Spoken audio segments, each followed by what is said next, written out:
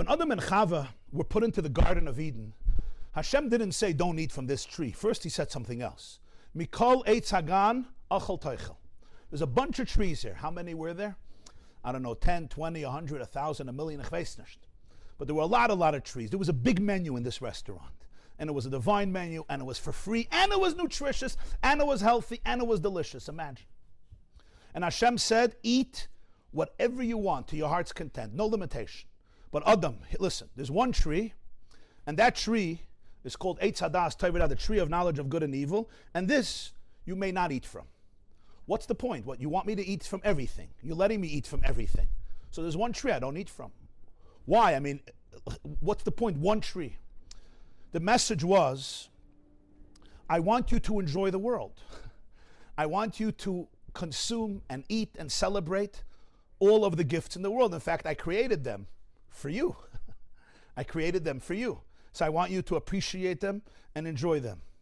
But I want you to recognize that this is part of the miracle of a relationship. I want you to recognize that this is a story of love. It's not a story of loneliness. I don't just want you to eat as a lonely person. We all know I can have the most delicious meal in the world, sitting in my house alone, literally alone, physically and emotionally, and it's difficult. The food may be good, but there's a loneliness that creates a certain sadness in the food. And sometimes you may only have a cucumber, but you're sitting with somebody that you're crazy about, that you're completely connected to with the deepest trust. And then the cucumber is the most delicious food in the world. Shlomo HaMelech says in Mishlei, he says the meat and the fat ribs that we eat from with people we don't like is far less tasty than the deprived, poverty-stricken food that you eat with somebody you really cherish. So Hashem was telling Adam, I don't want you just to eat and enjoy. I want you to enjoy the relation. What we really want is attachment, dveikus. How are you going to be able to have that in a world where just everything seems like it's yours? And the answer is there's going to be one tree that's going to remind you about the relationship. One tree that's going to remind you that it's actually mine. This is my gift to you. That tree, I'm going to keep mine. I'm saying, you don't eat it. Why shouldn't you eat it? Because there's a relationship in this world. It's like almost in a marriage where a husband knows there's some things that his wife needs to do for herself and not get frustrated. Doesn't take away from the relationship, it adds to the relationship. It means that I'm in a relationship with somebody else, like with a robot. If if a husband tells a wife, I don't want you to have any more friends, no more, I'm your only friend, and no going out of the house, or the other way around, what does it do? You just turn the other person into something less of themselves. Hashem says, this is a relationship, this is a gift. You're not lonely, you're not alone. So this tree is actually my tree. So Adam and Chava said, why can't we eat from that tree? Oh, this is Hashem's tree. This tree became the lens through which you can enjoy the whole world. Once you have this tree that reminds you of Taiva, now you can enjoy the whole world. Like this tree is the tree that defines the gift. Because it means this is a gift. I didn't create it, it doesn't belong to me, I don't own it. This is a relationship gift. The fruits are a gift, the tree, the leaves, the branches, the trunk, the roots, the water, and the God, and Hashem who created it all. If you can respect the Creator's domain, then you can enjoy everything in the world. You can appreciate it as a gift.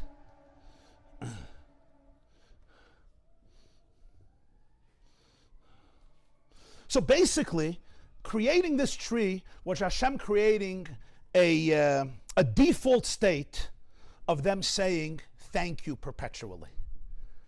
How do you create a default state of saying thank you? This tree.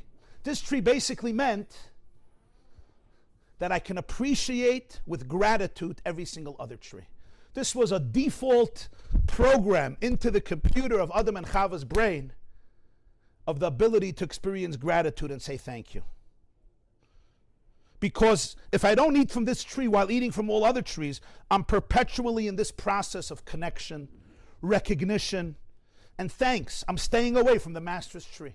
I know this belongs to my wife, this belongs to my husband. There's a relationship. There's somebody here. What happens now? Let's think about this. And it's really a sad moment. And that's exactly the whole point of sadness. Chava looks at the tree. It's very beautiful. It's very, esrogim are really nice, by the way. If you have a nice esrog, they're beautiful. And Chava was a very deep person. I mean, she and Adam were the only creatures created by Hashem themselves, so you understand, they weren't simpletons. They were very deep people. And Chava decides to take this fruit and eat it. This framework of creation dissolved. The entire framework upon which creation was built was now dissolved. It's not just she severed the fruit from the tree. That's physically what happened. She also severed the very tree and every tree from the source. She also severed herself from the source. It wasn't just I plucked a fruit and I ate it. It was a disconnect on a cosmic level. The connection between everything in the world to a source, the connection of me to a source, is now challenged. It's compromised. It's not easy anymore to see that connection. Adam and Chava created a dissonance. How can they do that? Only one way. They had to hide. They had to hide from the presence of the Creator. They had to make believe He's absent. They couldn't stand and face God in order to be able to experience that disconnect. The world was no longer considered a gift. The world is a place that I own, that I control. So I'm alone, I'm isolated, I'm trying to survive, and I'm going to create a world based on that. In one word, trauma was created at that moment. All trauma is loneliness, isolation. My doctor tells me, if you don't stay away from carbs and sugar, you're going to become a diabetic. Your father was a diabetic. Your uncles were diabetics. If you don't stay away from the cheesecake, it's a true story, from the cheesecake and the ragalach. And I'm laughing, but it's not so funny. You have diabetes in your family. If you don't stay away from all this schmutz and junk, who knows what's going to happen? You stick to celery, and once a month you can have a mango if you behave nicely. Also has too much sugar. The problem is, a few minutes later when I finish my appointment with my doctor, I come to the bar mitzvah, to the sheva brachas, to the bris, to the upshernish, to the wedding. There's a beautiful, beautiful smorgasbord on a Viennese table and the type of cheesecake that I personally cherish. And it even says not so much sugar, so it almost looks like a cucumber, because not so much sugar. In other words, instead of 9,000 grams of sugar, they only put in 2,000 grams of sugar. A glick is migashan, right? So what do I do? What do I do in order to eat it? What do I have to tell myself in order to eat this cheesecake? The answer is I have to hide from reality. That's what I have to do. For a few seconds, I have to shut my eyes from reality. I can't face reality. I need to make believe that the truth does not exist in order to enjoy the lethal babka. To eat from that tree, Adam and Chava had to ignore the truth of the Creator. They had to. You can't stare at the Creator and eat from that tree. You can't stare at your soul and do certain things. There's certain things for me to say or do, I can't stare at my soul. If I'm looking at my soul, if I'm feeling my neshama, if I'm feeling my presence, I'm not going to say it. I'm not going to do it. I have to cut myself off, at least on some degree, consciously. I have to cut myself off. The two are mutually exclusive. There has to be a kind of self-delusion. I have to live in a somewhat fake world, if even for a few moments. I have to close my eyes to reality, to my own soul. My soul knows. The soul knows everything. You can't fool a soul. The soul is a chelik al-kamal. It experiences truth. That's why the Torah says after they ate from the tree, they were all busy hiding from God. That's what they were doing. They were busy hiding. In other words, we create an alternative false reality. And that becomes our new hiding place, like a sandbox. Now let's play here. But suddenly there's another truth. Okay, we'll hide from that truth. So Hashem says, Ayeka, where are you? Why are you going in from hiding? I want you. I want to see you. I'm not your enemy anymore. I didn't become your enemy. I was never your enemy. This was all for our relationship. Ayeka. The question of Ayeka, the Balatanya teaches, is not a geographical question. Where are you? I know your hiding place. It's a question that runs deep into the neshama. Ayeko, where are you? Vubistu. Where are you existentially? Do you know you? Do you know who you are? Ayeko, where are you? I want to see you. Don't go into hiding. Don't hide from yourself, from your true self.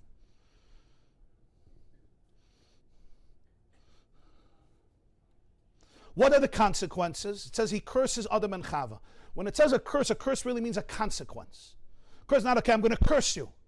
I'm angry at you, I'm going to curse you. A curse means there are consequences of the life I choose to be in, to people I choose to be around with, the type of energy I bring into my life have consequence. Just like if I eat something, there's consequence. If I say something, there's consequence. If I walk outside and it's pouring rain without a raincoat, there's consequences.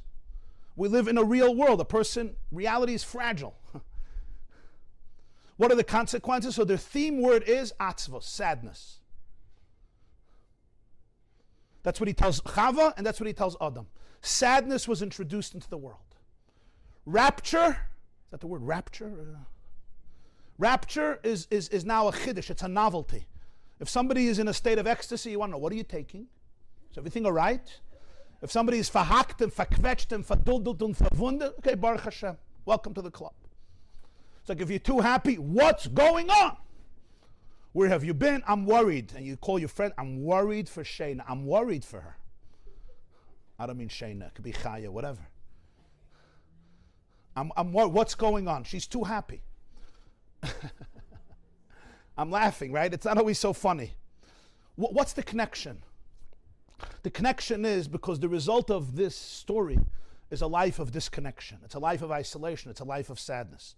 When I'm unaware of the divine gift of every breath and of every fruit, I now feel the need to become the master of the world. I now feel the need to control my life, to control the world. I lose my sense of lightness, of joy, of serenity, of ecstasy, because I need to replace God. And it's very, very hard work. It's terribly hard work. You know why? Because we weren't designed to do that work. Hard work doesn't mean how hard it is. It means if I was designed to do it. When Mozart sat at a piano 12 hours a day, it wasn't hard. It was his soul singing. It was geschmack. The Gemara says, Avodas Perich in Egypt was they gave women's jobs to men and men's jobs to women. It's not respecting the integrity of a person. Hard work means work that's alien to me. It doesn't sit well. It's like a bottomless pit. You're pouring water into a bottomless cup. You pour and pour and pour and pour all day, but you're exhausted because it's not resonating. There's something off. It's like people who work so hard to make themselves happier, but it's like I'm chasing my own tail because the construct that I'm using is one that is a trap. I have to heal the construct. I have to go back to the paradigm. What is the basis upon which I want to heal, and how do I see myself? And it's a state that was introduced after the Eitz Hadas. The feeling, I need to control my kids. You know that one? I need to control my kids. Of course I have to control my kids. Who's going to control them? It's not me. I'm their mother. I'm their father. I'm smarter than them. I carried them for 9 months. I nurtured them for 25 years. Yes, he's 50, but you know without me he's garnished. Still a baby. I need to control my environment. I need to control my spouse. I need to control my in-laws. I need to control my family. I need to control my reality. I need to control sukkahs. I need to control. It's very hard. It's so hard. It's really, really hard. But yet, how am I going to survive without that? The world is going to fall apart. My house is going to fall apart. My family is going to fall apart. Everything is going to fall apart if I don't control. It's a very hard life. I can't sit in celebration and rapture. I can't experience the euphoric blessing of love. I can't I can't turn myself into a vessel to receive the light and the love that Hashem flows, that Hashem sends forth every single moment. I have too much on my shoulders. I'm too overwhelmed with controlling myself and certainly controlling everybody else. Adam and Chava, in their desire for a delicious meal, severed the fruit from its source, not just physically, but spiritually, existentially. They got to enjoy a good meal. I'm sure about it. They weren't stupid. I'm sure they got to enjoy a very good meal. But ultimately, it ushered in a world of sadness.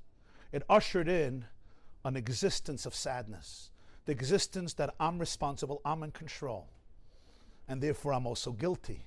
And I remain isolated, and I remain lonely. They separated the fruit, themselves, and the world from the major source of happiness, which is a moment-to-moment relationship with somebody who loves you infinitely, so I could let go and be a conduit. God is the energy. My job is to be the shofar. The shofar is the conduit. The shofar doesn't have to make sounds. The shofar on Rosh Hashanah is not stressed. The people who blow it get stressed. The shofar is very calm. There was somebody I was watching blow shofar, and he was fighting with the shofar. And the more you fight with a shofar, I don't know if you ever tried, the more stubborn it gets. So he's like, I went over to him, I said, the shofar is your friend. He's your friend. The piano is your friend. The shofar is your friend. He's not your enemy. Respect him. He has the shofar, I'm saying the shofar has integrity. The shofar has a system. It's a rhythm. It's a ram's horn. Respect it. It's not a shmata. Even a shmata has a system. I always say with suitcases, when people say, respect the suitcase will respect you. If you don't respect the suitcase and you're going to force another 9 dresses and 12 pairs of shoes, which I understand, it's a Pesach program. I get it. And we're going to force that zipper, the zipper is going to take revenge. If not today, tomorrow. Mark my word. I told him, the shofar is your friend. Go nicely. Talk to the shofar. Say, come, let's work together. I'll give the sound. You become the conduit. So the Maggid of Mezrich says, that's Hashem and the person. We're a shofar. We're the conduit. Let the sound come through and it will resonate beautifully. Be open. But for this, I have to be open. I have to let go and let God. I have to let go of that need to control. That was the gift of Adam and Chava that they had initially. Now I have to believe that I have to create energy. You know when you come to an event and you feel responsible to create energy? It's so hard. It's so hard. I can't create energy. Sorry, I can't. But what's going to happen? It's going to be the Sheva Brachas is going to be a flop. Now comes the holiday of Sukkot. Enters the holiday of Sukkot. The Torah is giving us a mitzvah like that first very mitzvah of Adam and Chava. Take the fruit of that beautiful tree, the esrog. And you're taking it. It's detached. We don't take an esrog when it's connected. It's detached. That's what we do. It's almost like Hashem is saying, let's do this all over again. We're going to do it with a different consciousness. We're going to do it in a different way. So Hashem says this. You're cultivators of my world. You're co-creators. You're co-partners in my world. Can I invite you to be able to take the harvest that you have grown? You have grown it, but I want you to eat it as though you were in my garden. Basi lagani, achaisi kala, he says in Shir Hashirim. Let's go back to my garden. I want you to eat it and appreciate it and celebrate it, enjoying the intimate relationship we have. I want you to experience this harvest like you're sitting with somebody you cherish. Ani l'doidi v'doidi li. Sitting in a splendid garden, enjoying each other with ecstasy, with rapture. On Sukkot, Hashem invites us into his intimate orchard, and he says, let's hang out here together. Let's enjoy the world together, the world I created for you. Now take a look at the Sukkah. Right after the 4 species, B'Sukkos Teish Shivas Yamim. Another interesting mystery. So you should know that I took you out of Egypt and I put you in huts. B'Sukkos Shafti. What's the idea of the Sukkos? Take a look at any sukkah. It looks like a garden. That's its function. The walls are often made from lumber, often made from wood, reminding us of trees. The roof has to be made from psoilas, garin, v'yekov. It has to be made from greenery. That's the halacha with schach. Schach has to be something that grows from the ground. You can't take other material. I can't use a glass roof. But it also has to be not food that's processed and developed. You can't put challah on your sukkah for schach, even though challah also comes from the ground. It has to be raw, psoilas, raw greeneries, whether you use bamboos or you use the branches of certain trees, evergreens, etc. everybody according to their custom. But that's the idea, that there is an element of a garden here. It reminds us of the leaves and the branches. So we have the wood in the walls, if you use wood. We have the leaves and the branches in the roof of the sukkah. And Chazal say the Shechina dwells on the schach. Shem Shamayim, the Shechina dwells on the schach. So we have Hashem's presence there. That's the energy of the sukkah. The Arizal says that the reason a sukkah is enough 2 full walls and a little bit of a third wall is because it says in Shir Hashirim, Yeminoi techapkeni, his right arm embraces me. If you take a look at an arm, how many walls does an arm have? He says from the shoulder to the elbow is one section, one wall, and from the elbow till the palm of the hand till the wrist is a second wall, and then the wrist itself is a third wall. So he says if you're hugging somebody, that's what that means, if you're hugging somebody with your right arm, so take a look, this is one wall, you see one wall, 2 walls, and now a third wall, which is a little, that's a sukkah. Of course, if you want a beer hug, you want the real hug, so we have 3 walls or 4 walls. The word sukkah is samach chaf hey, because there's 3 ways to build a sukkah. Samach is around and around, you have 4 walls. Chaf is 3 walls. You remember a chaf, right? 3 walls. And a hey is 2 walls and the leg of a third wall. That's the hug. So the sukkah is a recreation of the gan, of the garden, in the physical image of a sukkah and the spiritual energy of a sukkah. That's why there's something very comforting that people feel in a sukkah. They don't know exactly why. What is it? True, it's a mitzvah, but there's something like intimate. There's an energy. Chazal say on Sukkot, live in the Sukkah. There's something special about the Sukkah. It's an invitation to come back into that garden. To come back into that garden of Adam and Chava. And Hashem says, I want you to be able to come and take the fruit and enjoy the food. That's what we do in a Sukkah. We eat and we drink and we stroll and people sleep and people hang out and people schmooze and people talk and people fabring. But I want you to know where it's coming from. Don't sever it from the source this time. Don't go into isolation. Don't take the garden and make it yours and feel that you have to be lonely and you have to control this world. I want you to experience the full spectrum of the relationship with your loving Creator and the whole process that the plant life is engaged in with these 4 species. And that's why there's a minhag by many to do it in the sukkah. Even though some people do it in shul or in their house, but it's brought in a lot of svarim to shake the 4 plants in the sukkah, which is mamish like in the garden. This time, don't disconnect from me. Let's fabreng together. Let's remain connected. Let's have fun together. Let's enjoy life as you can experience life as love, as a gift, every single moment.